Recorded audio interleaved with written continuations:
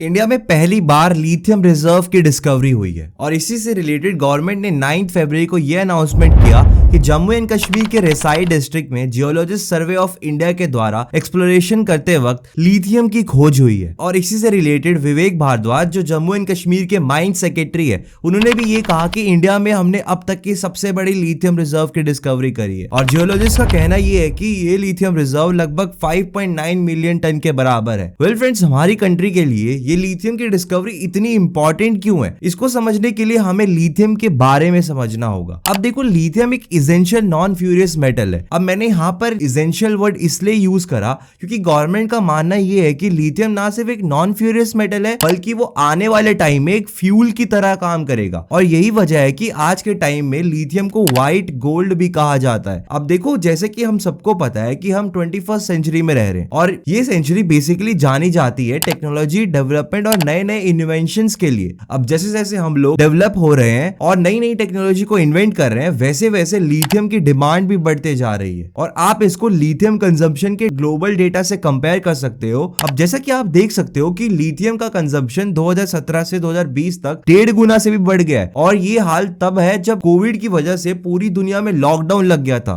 अगर लॉकडाउन नहीं लगा होता तो लिथियम का कंजम्पशन 2017 के कंपैरिजन में 2 गुना से भी ज्यादा बढ़ जाता। और इसमें कोई सरप्राइजिंग बात नहीं है क्योंकि आज की डेट में आप जहां नजर घुमाओगे वहां आपको बैटरीज जरूर दिखाई देगी, जैसे कि cell phone, smartphone, watches, laptop and even vehicles के अंदर भी बैटरीज का यूज होता है। और ये सारी बैटरीज लिथियम से ही बनती है। और अगर आपको पता ना हो तो एक इलेक्ट्रॉनिक कार के लिए लिथियम आयन बैटरी पैक में लगभग 8 किलोग्राम लिथियम का यूज करा जाता है। वेल, अगर आप बात करें कि लिथियम का पूरे वर्ल्ड में सबसे ज्यादा प्रोडक्शन कहां पे होता है, तो पूरे वर्ल्ड में सबसे ज्यादा लिथियम का प्रोडक्शन साउथ अमेरिका में होता है, स्पेशली अर्जेंटीना, चिली और बोलीविया में। और इसी वजह से इन तीनों देशों को लिथियम ट्रायंगल भी कहा जाता है। लेकिन ये सारे देश लिथियम के टॉप प्रोड्यूसर नहीं है। लिथियम का टॉप प्रोड्यूसर चाइना है और वर्ल्ड वाइड चाइना 75% लिथियम का प्रोडक्शन करता है। इससे आप अंदाजा लगा सकते हो कि चाइना आज की डेट में कितना बड़ा एक्सपोर्टर है लिथियम का। अब जम्मू एंड कश्मीर में लिथियम की डिस्कवरी के बाद हमारे देश को बहुत से फायदे होने वाले हैं। जैसे कि अभी तक तो हमें लिथियम को इंपोर्ट करना पड़ता था, लेकिन गवर्नमेंट का मानना यह है कि इन फ्यूचर इस रिजर्व की वजह से ना सिर्फ हम लिथियम को इंपोर्ट करना बंद कर देंगे